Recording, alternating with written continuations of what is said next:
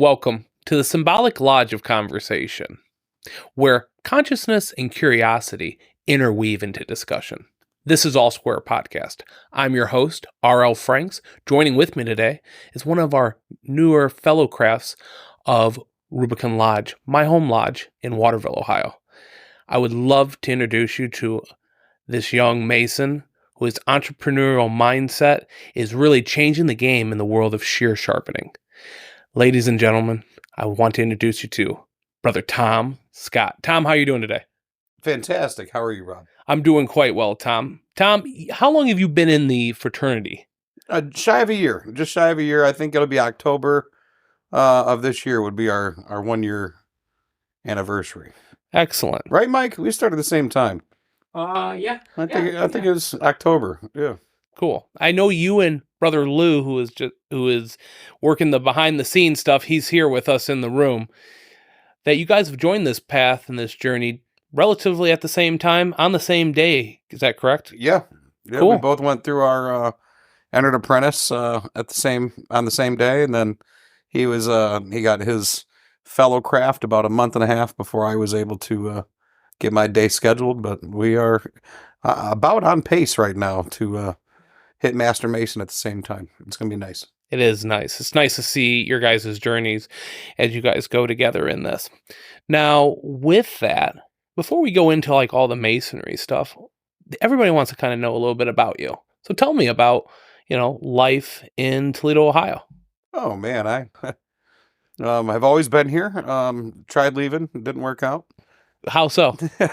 Yeah, so I did some traveling at an early age. We had a sales team that traveled around the U.S., lived in hotels, and went door to door selling magazines as an effort to get over our fears of public speaking and phobias.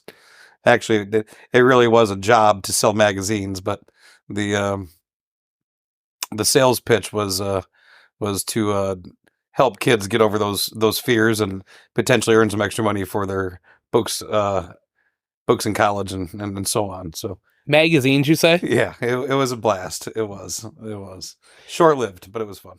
I have to ask, and I think everybody's kind of curious, what were the magazines about? Oh, I mean, every magazine you could think of, from Elle to US Weekly. We had Maxim. None of the adult inappropriate magazines. They were just your regular old stuff you'd find at the barbershop style magazines. So the way it worked is we'd go around and each magazine would have a point value. So we weren't selling it based on its monetary value. We were selling it based on its points. And then whichever one of the people from our sales team earned enough points first actually got a $2,000 bonus. And then the person with the top points each year got sent on a free $5,000 trip. So they would go to like London, Paris, Rome. There was all these different trips they could choose from, but only one out of like 500 kids would actually get the opportunity because they had to be whoever sold the most in the company. So with that, you're doing this and you're selling these magazines for like an agency. Yes. Is that correct? Yes. I'm saying? Okay. So how big was your team? Oh, well, my first one was 7 or 8 people, and then we merged with a slightly larger team. By the time I left the crew, I think there were 30 people on the one crew I was on. We were taking over entire floors of hotels for weeks on end. And with this opportunity that you were presented with, getting into the sales game, I mean, is this your start into sales? It was kind of like my introduction to the fast pace, salesmanship kind of thing. I came home and kind of picked up where I left off. Did some more door to door sales. Ran some canvassing teams. Started some telemarketing offices. Pretty much everything's been more of the guerrilla marketing style jobs. I like getting out there and meeting new people. Going door to door was always fun for me. I actually enjoyed it, and I even enjoyed teaching other people how to do it. So training kids how to go out there and break the ice and get to know the homeowners. I mean, that was one of the funnest things I have done in some of my previous careers. What year did this happen? Like, what's the timeline? Because you're not an older guy. You're not an I'm old 40. guy. You're, well, 40's young. Come on I now. I'm mean, 33 here. That's fair. That's fair. So let's see. I was 18-ish, maybe 19 when I was first introduced to the magazine industry. I spent 2 years out there, little over. Then when I came home, it was actually steaks. Steaks are the next thing. Steaks. So you go from magazines, you're going all around. Did you say the country for those magazines? All over the country. Okay. You're going to hotels, you're going to all these places, you're just hopping from one place to the other. You got it. Crew. Get to see whatever we want, go visit wherever we want. Building people in the streets, the world of street sales. Yep. Wow. And then you come back home. Yep. And you are starting slinging steaks. Door-to-door steak, chicken, and seafood delivery. And how many people were a part of that team? Oh, man. There's several companies over the years, and all of them had fluctuating numbers of employees. I mean, there's really no way to determine, who and what. And it really is not a team-based business. There were normally 2 people in a truck, and the process was kind of unique. You'd show up for work that day. They'd assign 2 people to a truck. They'd put a freezer in that truck. They'd fill that freezer with the meat. And then you would go out and you would do your, give them hell kind of day and sell a bunch of meat, and whatever was missing when you came back is what you owed for. So it was a really unique opportunity. You didn't have to have any upfront monies.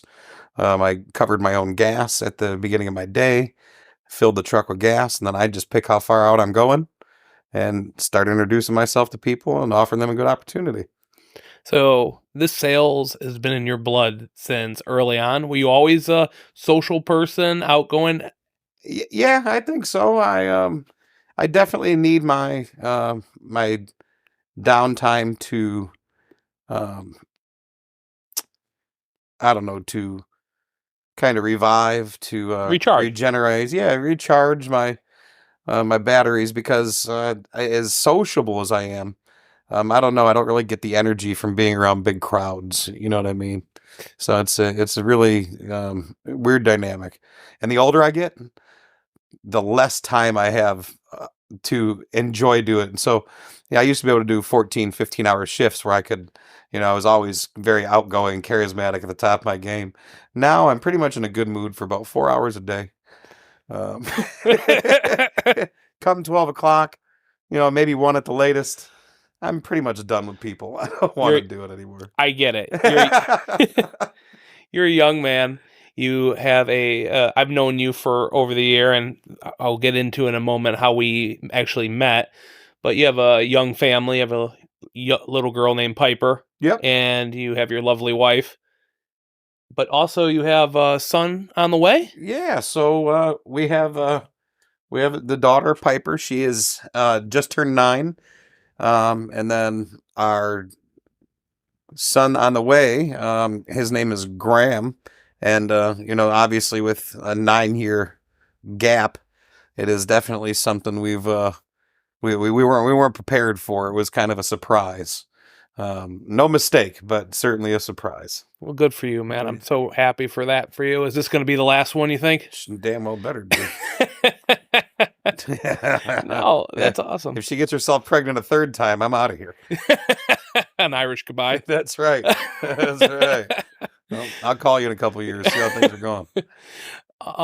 How me and Tom met, we're very active in the community. As I told you in the previous episodes, that I'm in sales for a software development company in town, and Tom, I see Mike, and now I'm thinking Tom Scott worked for Scott Sharpening Services. Like you said, that sales mindset, that entrepreneurial mindset. And we were at a Chamber of Commerce function in Waterville, Ohio? Yep, Waterville Chamber. Yeah. Yep. And with that, we just sat at the same table and we struck up a conversation, and we've been friends ever since. Yeah, that was a nice luncheon. I believe I met you and another good brother, Adam. Yeah. The same day, and it was definitely really neat to see your perspective on things and how much energy you had at the time. The introduction I had for Robbie here was was actually his sales persona, which is the bow tie sales guy. And if you're lucky, none of you will ever have to see that. Damn. But the bow tie sales guy is is a totally different person from the very laid back person you guys get to experience here on the podcast.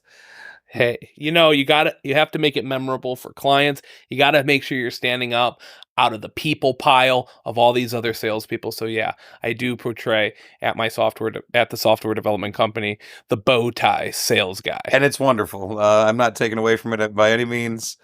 I enjoy the more relaxed version. Thank you, my brother. Because at work you are all work. Yes. So this is always we both have that hustling mindset. You have to sell. Honestly, you're not wrong. And those days that you don't go in there with the idea that you're going to be successful at it, you're not successful at it. So it's almost like you have to put on that hat. You have to put on that bow tie. Yep. In order to put yourself in that mindset that, okay, it's time to do it. Exactly. I know you're a little too young for this one, Robbie, but back in the 80s, there was a movie called Over the Top, and it was Sylvester Stallone. Google it, Mike Lou. And it was an arm wrestling movie. Oh, okay. And he was estranged to his son, and his wife was dying of cancer. And so he had an opportunity to take his son and drive his son across the country after getting out of military school. But his wife's father was a very rich man, mm-hmm. and thought that the dumpy old semi driver shouldn't have rights to his own kid. What? Yes, it's a very deep movie. But who's in the movie? Sylvester Stallone. Okay, dude, it's a great movie. But when he goes into arm wrestling, when he goes up to the table and he gets into position and he's ready to take on his opponent, he turns his hat around. And he explains it in the movie. It's like a light switch being turned on. And it's a really good representation of what salesmen have to go through every single day to get ourselves into the mindset that it takes to go out there and hammer those doors and get those no's and take those no's on the chin, just knowing that sooner or later you're going to get the yes. It's going to make it all pay off. 100%. So you believe it or not, sometimes, so I sell VoIP phones in my life and for commercial businesses. Believe it or not, Tom, you won't believe this. People don't want to talk about their phone system unless they're having a problem with their phone system. Are you serious? I shit you not. That's crazy. So when I'm at the farmer's market, people aren't walking around with all of their cutlery.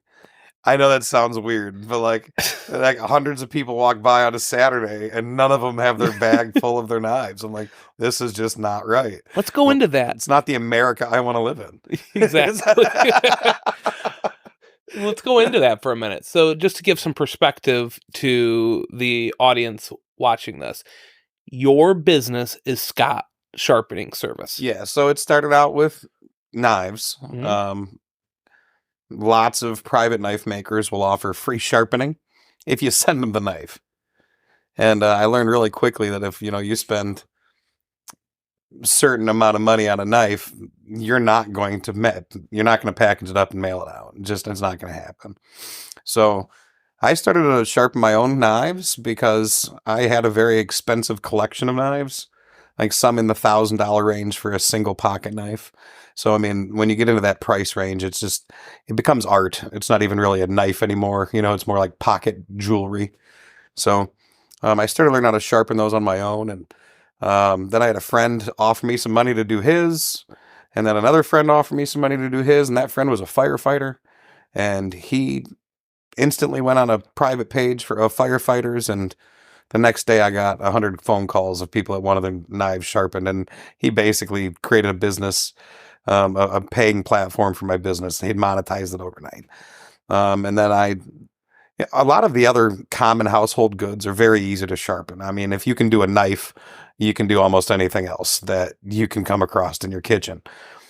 Hairdressing, grooming, shears and clipper blades, those take a very particular skill set The machinery is expensive. The amount of time and education you need to know how to do it right is extensive, and continued education is definitely recommended because there's always new techniques or new things happening in the sharpening industry that you should stay up on, especially in an industry where like groomers and stylists are spending a lot of money on their shears.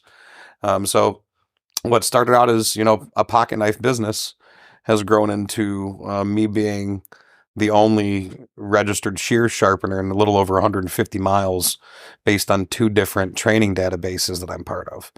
So it's been nice to, not only create that name for myself, but I've had an opportunity to train with some of the most reputable people in this industry, people who have written books on sharpening in this world. So it's just a really neat, very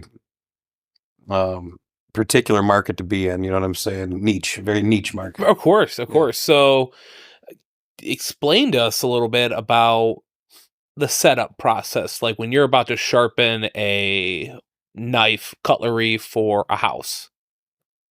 I mean, there's really not much to it. I have a special type of belt grinder that's designed for sharpening knives.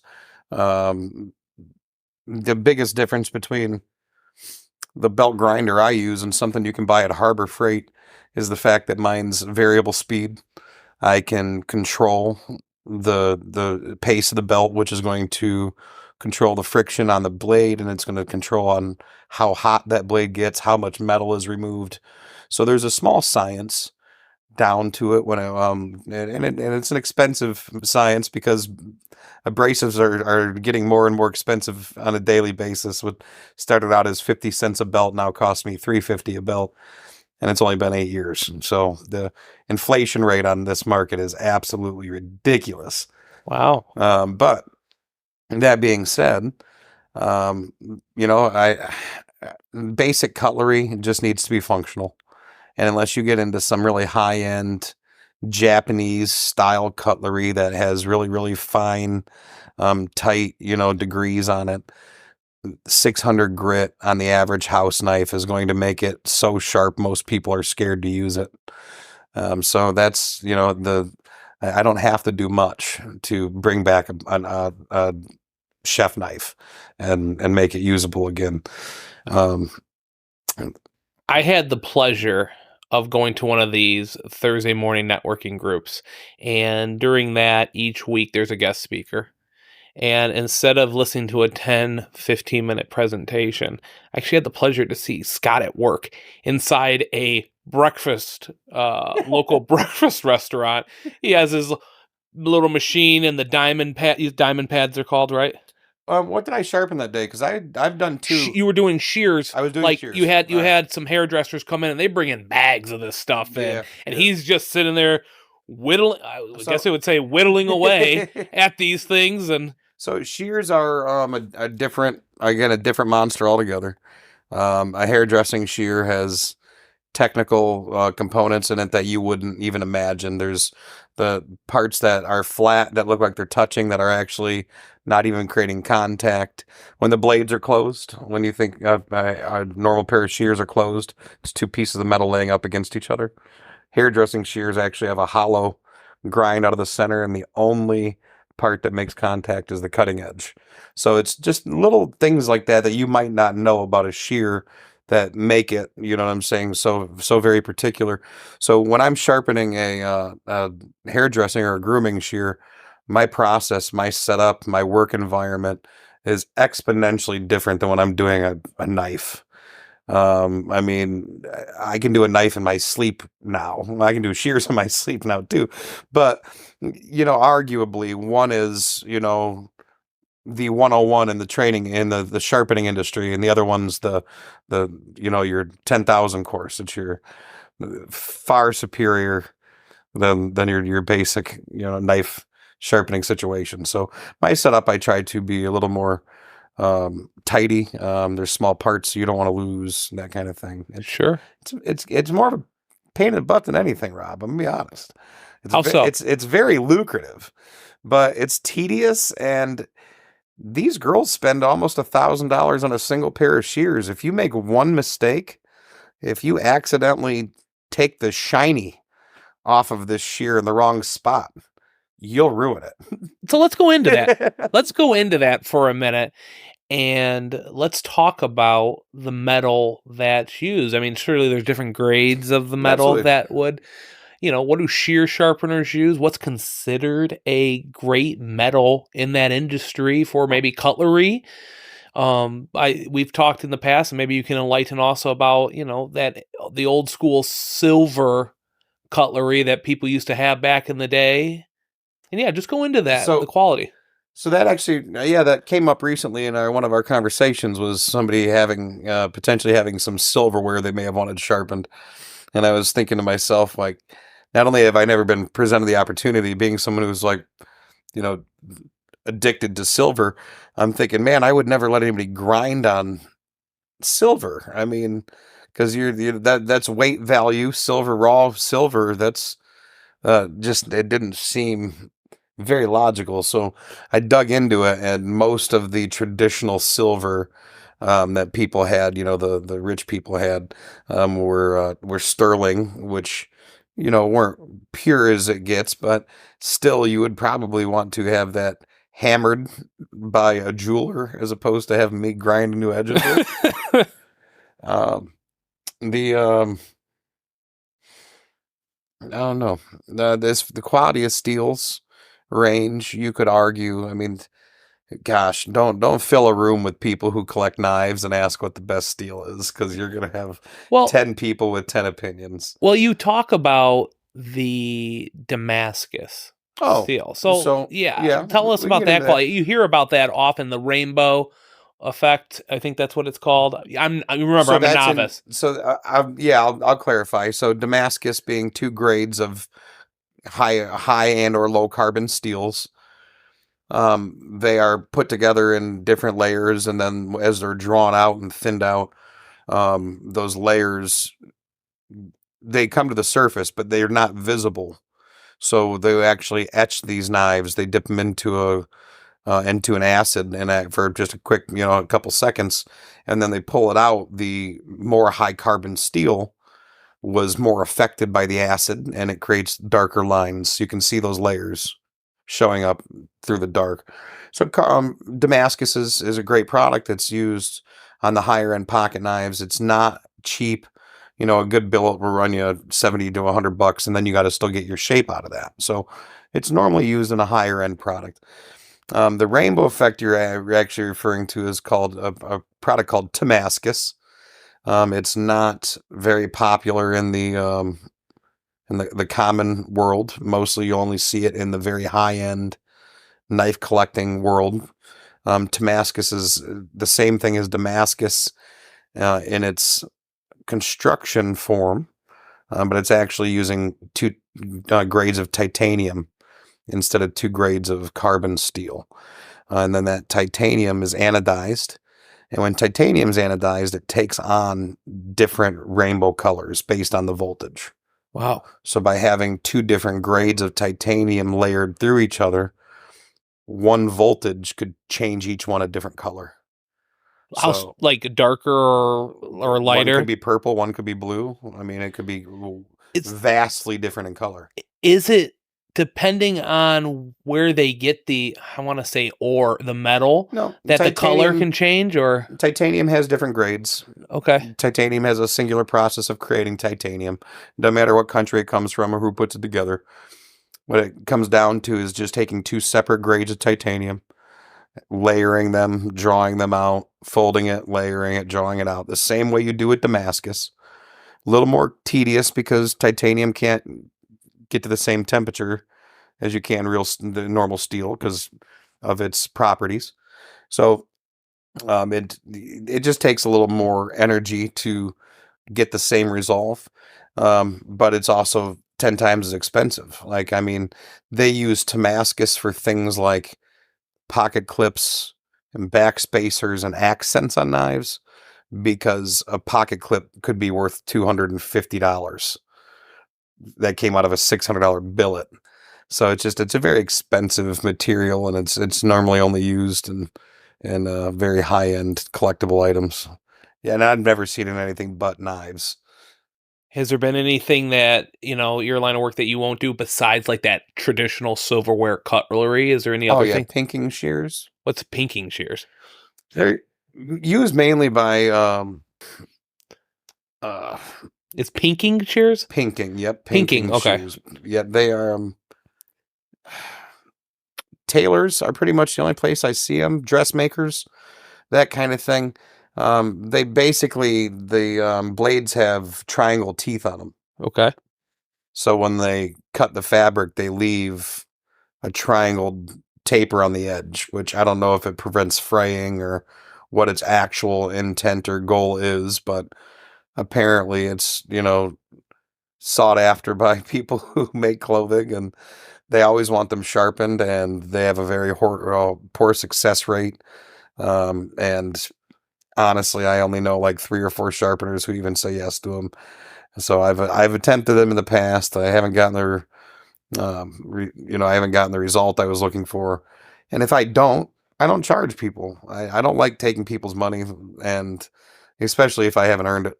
So if I spend an hour on a pair of shears and they don't work, I don't consider that an hour lost. I consider that a pair of shears not working, and I don't charge for that, which is probably not the best thing. But at the end of the day, I've spent way too many times trying to sharpen pinking shears that did not provide the results they needed to, and I've lost a lot of hours Sure. giving something back that I wasn't happy with. So Sure. And I it think just makes it easier to turn it down. right. And I think a lot of people would appreciate that honesty as well, right? You're just saying, look, I tried my best with this. I don't feel like that. In sales, all we have is our reputations. Yeah. And if you go around trying to make the quick buck instead of trying to provide them that solution, and you get all sales breathy on it, that reputation can be damaged. And Toledo, the glass city, it's a big little town. Wouldn't you agree? Yeah. Yeah. That's the best way to put it. It really is. It is like everybody knows everybody through, at least 2 degrees of separation. I like to say We call that method you're referring to the old hook and crook method. hook and crook. Yeah, absolutely. That's right. And it's it doesn't even have a place anymore in society. Like, it almost was acceptable at one point, and now it's just no one wants to even deal with it. On all honesty, I can't count the number of times, Rob, that people have said, you should sell cars. Like, Yeah, I hear that. Because it's I know you get it. I know. You should get into real estate. Man. Like, I do not, nothing against car salesmen. Of course. Honestly, I know some amazing people that are car salesmen. And I know amazing realtors. That's right. But I'll tell you what, some of the sleaziest salesmen I ever met have sold used cars. So it's been this weird dynamic. Like, I don't assume because you're a salesman that you're sleazy, but it's hard not to assume that a lot of used car salesmen might be sleazy, I guess. You see it portrayed in movies more times than not. So now I don't know how to take it when people say you should sell used cars. I'm like, well, go F yourself too then. Yeah. Yeah. You should keep buying them. How's that? Exactly. No, man, it's don't step over $500 long term to make that quick $50. Ain't nothing worth it, man. Honestly, I'll give up money left and right to customers, especially if it's gonna, you know what I'm saying, pay out in the long run. The reality of things is, if you consider it a marketing expense, it's probably the cheapest you're gonna do all year round. I mean, it costs way less to keep a customer happy than it does to go out and find a new one. Amen to that. Amen to that, because friends buy from friends, and if you take care of somebody, they're going to recommend you to their buddies who are also that's right, and that as well. And you take care of that, you're set. It takes a couple years. Hey, trust me, I always believe, and it's a traditional way of thinking for sales. All those no's is I'm getting quicker to that yes. Oh yeah. So I've hired and trained a lot of salespeople, and honestly, I feel like we're completely pivoting off of what your intention for this podcast No, I was. think people are going to relate to this. Honestly, when it comes to sales and marketing, and I have hired and trained, I mean in bulk. I've done interviews of a dozen at a time and taking them all out and train them at once and to figure out where my 3 or 4 powerhouses were going to be. But the number one thing that I tell new people getting into sales is you're not a salesman until you get the word no. Salesmen, rollover customers don't make you a salesman. You going out there and finding that guy that just says yes because he was waiting for the phone system dude to show up, it doesn't make you a salesman. What makes you a salesman is when he says no and you're like, but hold on a minute.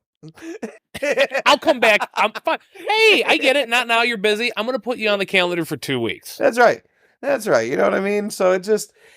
I think the no is what makes you that guy. Yes, yeah. It hardens you. I don't want rollover customers. Matter of fact, I look for new, exciting, mostly psychological ways to try and get over those humps. I told you the other day that I have a trick that I use with some of my grooming people. So the majority of groomers I run into are ladies. Sure. I mean, I'd say 95% of my grooming clients are women, right?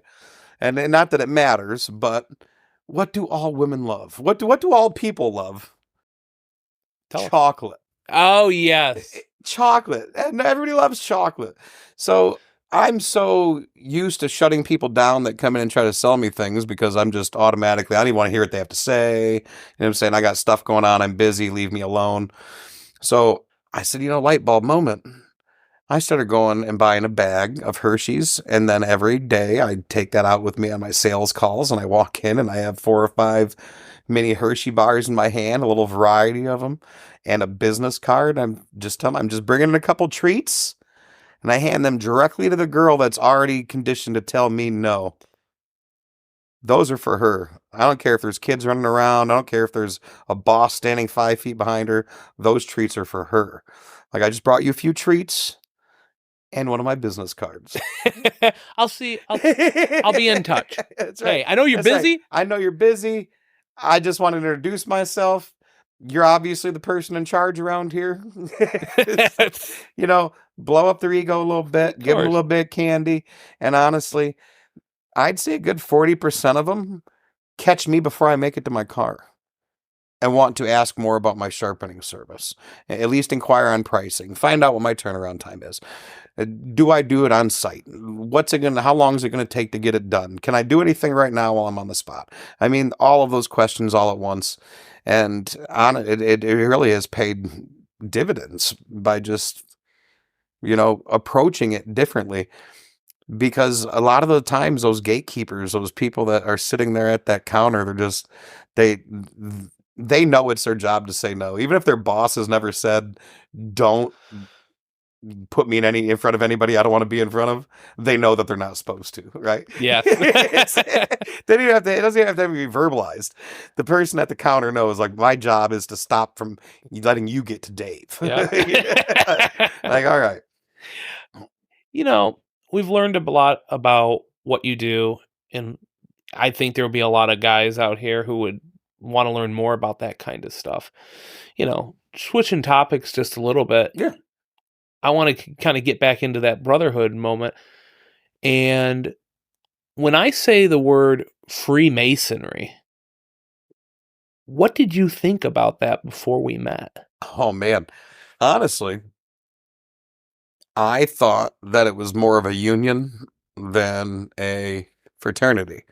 And when I heard Masonry has such a direct tie to Masonry, I was like, oh. Stone Masonry. Yeah.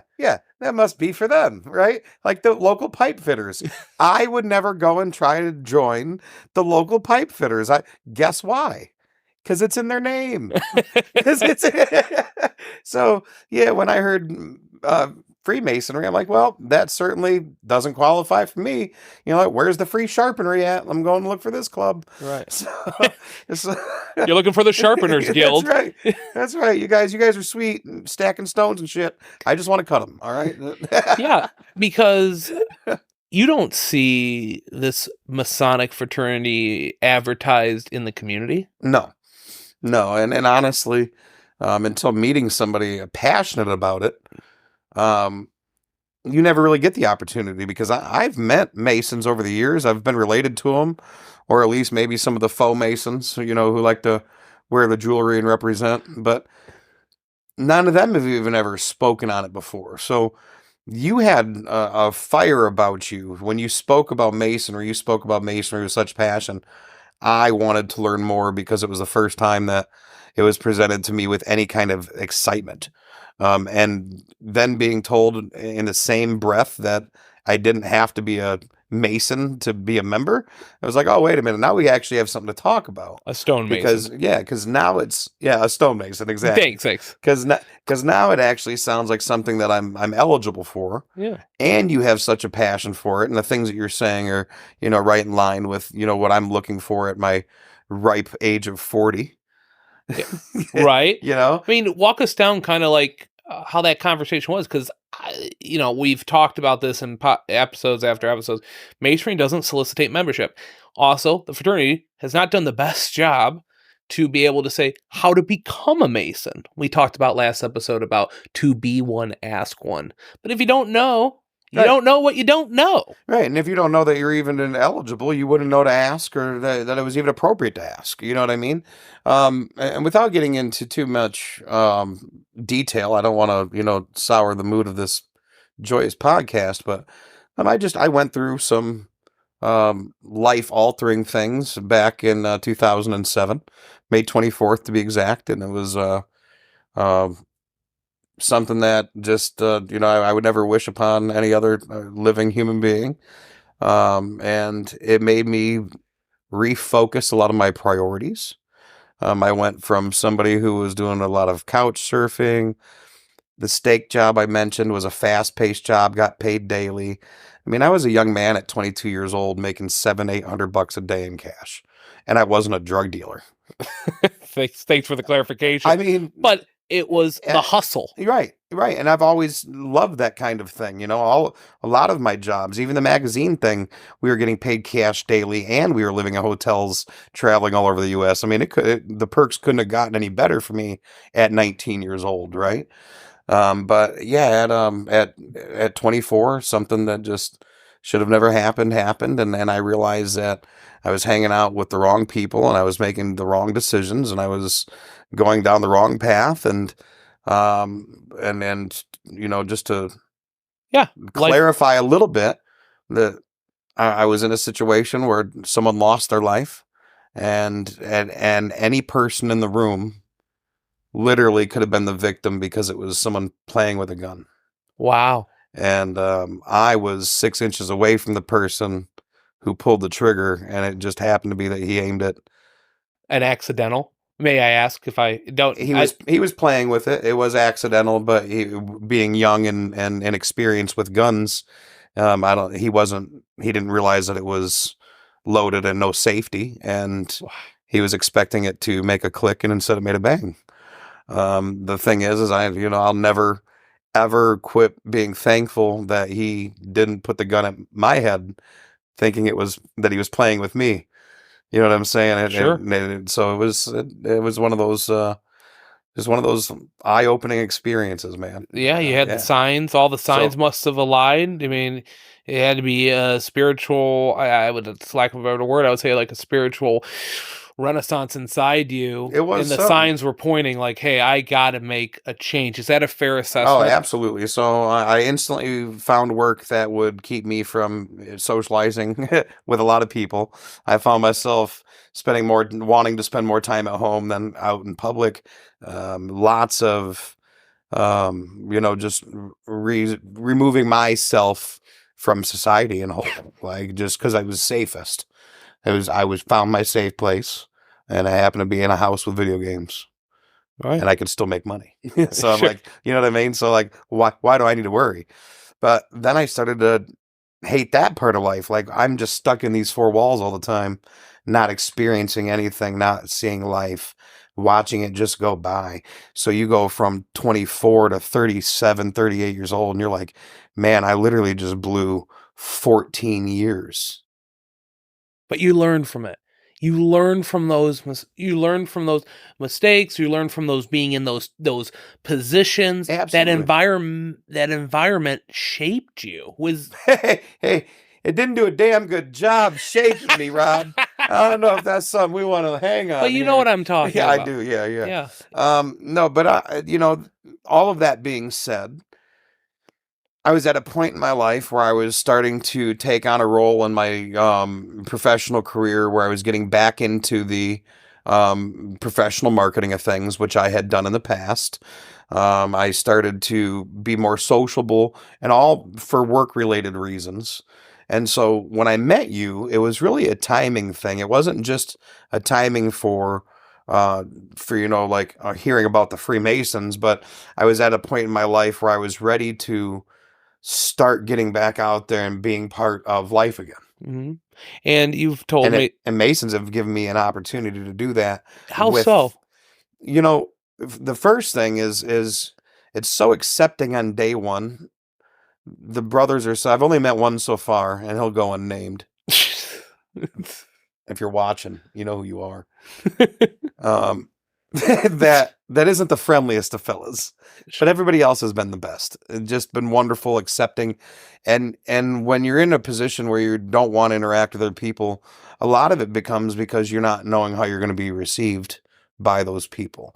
So it was nice to automatically feel so welcomed that I didn't have those questions of doubt about those people. You know what I mean? Amen. So that was my biggest thing is being able to experience that on day one. And that has obviously, just grown since then. I'm barely going on a year, and I feel like I have relationships with people in this lodge that, would have taken decades to develop, something that was that meaningful. So it's nice to know that the brotherhood almost creates an opportunity where you don't have to have doubt. You don't have to, worry about the guy next to you trying to get over on you kind of scenario. Yeah. We don't care if, you're absolutely right. It's not about, what can it do for me? Believe me, there's guys who try to say, what can this do for me? And that's not what it's about. And I said this in the last podcast too, not to rehash things, but there's no instant gratification in this fraternity. You work towards on yourself through these degrees, through these catechisms, and to get to know you from when we just knew each other out as the bow tie guy and Tom Sharpening Service, to be able to build that brotherhood where we might have never met. Or at least we would have just kept it professionally. Correct. But there was something about you that I instantly gravitated towards you. We laughed that entire freaking luncheon, my goodness. Man. I thought they were going to kick us out of that luncheon. We were going to get in trouble for real. And Adam didn't help. He did not help it at all. That was definitely, they say that, things happen for a reason. And honestly, I think we were supposed to meet that day. And I couldn't be more thankful that we did, because I'm really enjoying the path I'm on with Freemasonry. And I'm looking forward to continuing that. And I even had the discussion with my wife that, about is it an endowment? Endowment, yes. Endowment for the whole year. For a lifetime. For the lifetime. Yeah. Like I'm so committed, not even being, at the Freemason or at the Master Mason level yet. I'm so committed to it that I'm already planning on taking that as my step, because honestly, I don't plan on just, a couple years and then being done. I want to be, part of this, and one of those little old guys driving little Shriner vehicles or something, or absolutely, now maybe even a clown. Maybe even a clown. Maybe a clown, Adam. I might do it. All right, maybe. He's referring to the Zenobia Shrine Clown Unit. I am, yeah, sorry. And we'll do a deeper dive into what the shrine is in more episodes to come. I want to also ask this question. You're a spiritual man, too. I mean, I'd like to call myself God-fearing. Okay. Yeah. Amen. Yeah, you know what I'm saying? I have a belief system. I think everyone should. Mm-hmm. Honestly, that's, yeah. Sure. I mean, everybody has their topic or not their topic, their concern or their teetering issue, but and my faith is the Christian faith. Hmm. I've been more interested in doing the smaller fellowships, home church style stuff. Not really into large church, large gathering, large masses. Still, I mean, I like interacting with people, but I don't know. I do not like the vibe I get at some local churches on Sunday. Right. And if I pull into a driveway of any place and I get that fakeness feeling or like, I don't know, there's just something about it, man. It's just not a welcoming feeling. It's not. And I feel like some of the bigger churches around they're just so commercialized, and Right. I'm being greeted because people are being told to stand there and greet people. Yeah, absolutely. But how beautiful is it? How beautiful is it in a fraternity where it's a universal? Exactly. It's not a religion. I Nope. mean, it's Well, not actually, I've met people that don't even have the same religion. I mean, I'm Christian by faith. I mean, not that Catholics and Christians are too far off, but right. I mean, Catholics, Christians. I've met a few different walks of faith through Freemasonry, and then because humility, I think, is the most important human trait for me as people I like to interact with. I don't really care what your religious beliefs are. At the end of the day, if you're humble, that means more to me than anything. And honestly, the thing I can't stand the most is someone who can't admit their flaws. Like if you can't even say, "Hey, oops, I made a mistake." I mean, that's just to me that's the number one most important thing is being able to be humble enough to admit that. And yeah, I don't know. How beautiful is it for brethren to dwell together in unity? Absolutely. Absolutely. Right? So, rounding this podcast out, what are you looking forward to more in this fraternity besides driving a car or becoming a clown in one of those branches? But what more that are you looking for with these philosophies, these principles in there? That's profound. Um, I think because most of what the Freemason values, the values that Obligation? the obligatory values that you have to have to become a member are the same values that I look forward to, having in other people.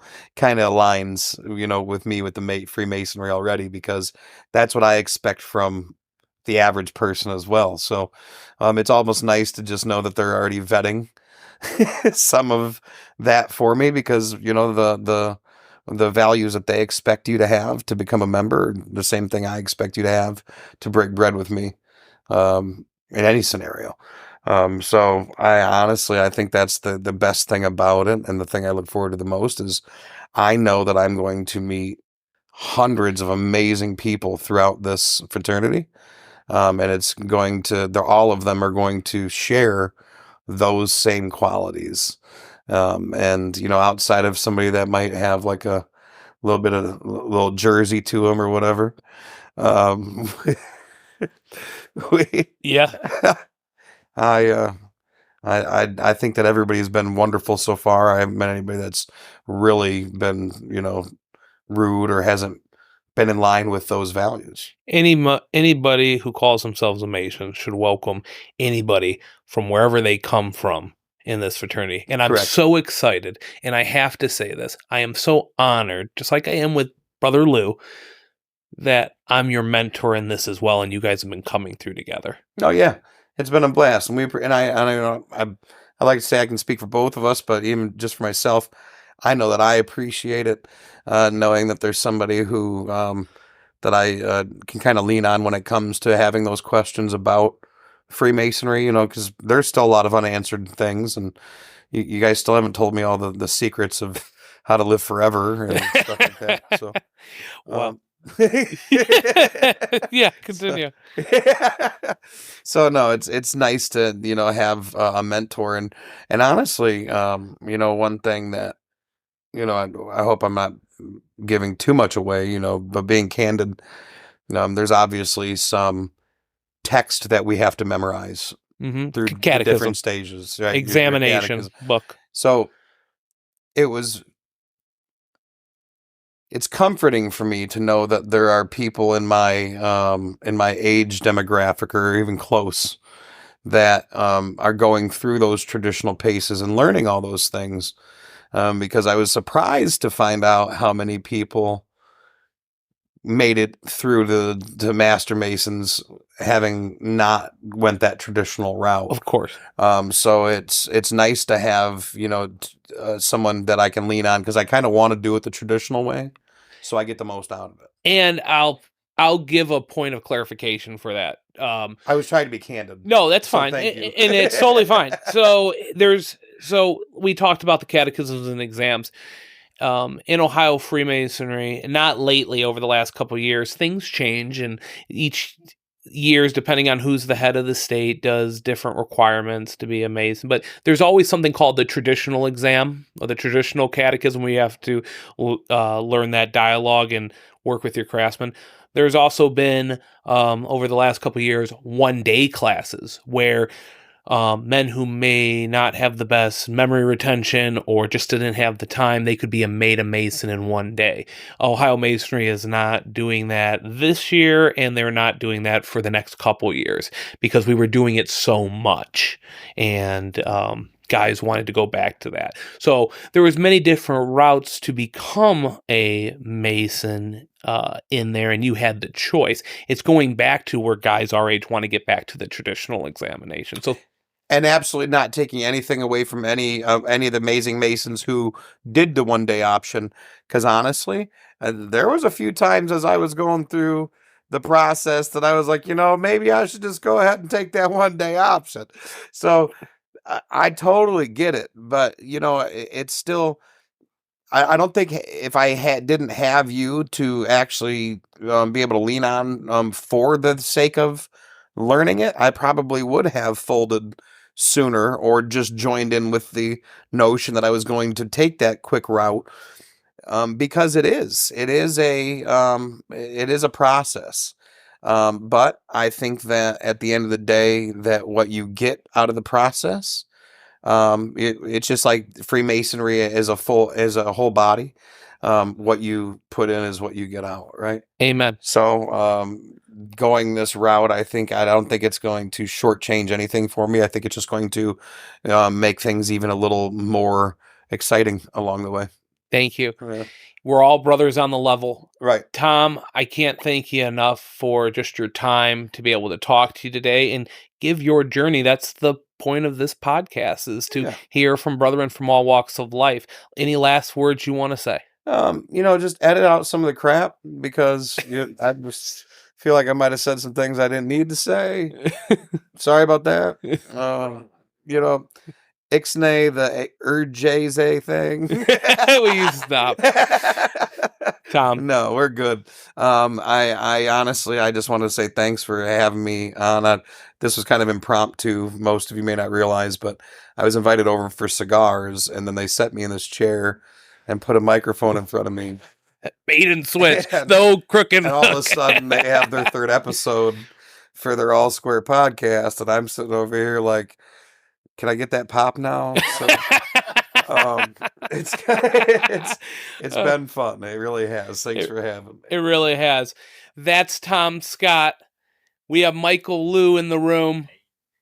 I'm Robbie Franks, and you are All Square.